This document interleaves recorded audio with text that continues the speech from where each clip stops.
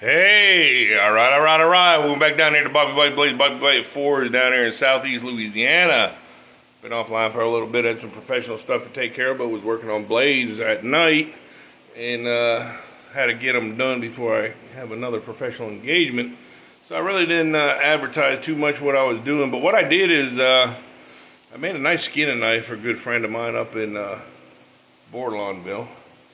And when I was at the church picnic up there in Bordelonville, which I posted some pictures of, I ran into his grandson, who is an avid chef, and his grandfather actually bought my little cleaver off me. So I made him a kitchen set.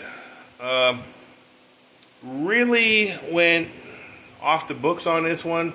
They're material removal blades, concrete saw blades, super hard, over 65 Rockwell, after annealing, which is pretty crazy. Deer handle antlers, but I did not use epoxy this time to glue the handles or the knife into the handle. It's a hidden tang. And the reason I didn't use epoxy is because if I use epoxy, I had to make some kind of guard or cover for the front. And so what I did is I put clay around the deer antler after the initial epoxy hardened. I left about an inch into the hole, and then I poured more epoxy resin an inch above the hole, and I made that be the bollard or whatever you call it, the guard or whatever. But here's what they look like. So here's the epoxy that I'm talking about, and was able to mold it exactly to the deer antler. These are actual deer antlers, and the real thing that was cool is because of the pores in the antlers, the epoxy resin was soaking in, and there was actually a couple cases like on this one where it was coming out the bottom, so I had to put clay there.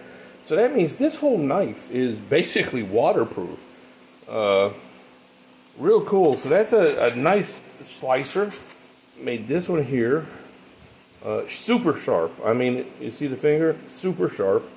They're all super sharp. Again, deer antler. I had to put the clay on there because it was leaking out. But look at the way that formed, and I was able to form it to the blade. I love that. This is going to be my new way of doing things. I mean, so much less work than trying to work with metal.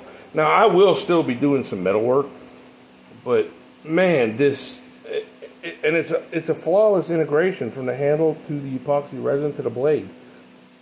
Really impressed with the way it came. And then here's a little bit. I like this one because with the way the deer antler was, you can put your pinky in there. And like I said, all razor sharp. But really like the way that the epoxy resin marries to deer antler handle. And then here's the skinner. I mean, it's a gut hook and got some fingerprints on it, so sorry. Got the nice Bobby Blades signature in there. Epoxy resin with honeycomb, custom pins, super smooth. Took it to 8,000 grit and super sharp. This point is brutal. That's what caused that, and one other one that I didn't have to put a band-aid on, I put super glue on.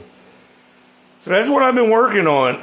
We're going to start making some really different blades this winter. I'm not going to be able to make it to the knife show, which is upsetting. But, you know, I'll make it next year. But I really like this kitchen set.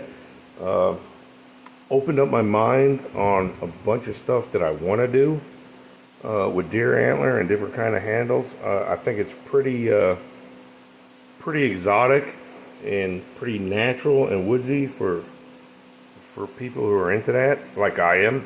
And the skinner is just again one of my highest quality blades as always.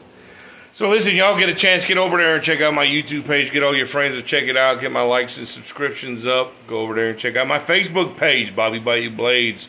Check it out. Get my likes and subscriptions up and follows up on that. And as always, go over there and check out my website, BobbyBayouBlades.com. Haven't had a hit on that ever to make a knife, but you know what? I'm still making blades. I'm still loving life. And remember, my job is to make quality blades. Your job is to make me famous for the rest of 2024. All right.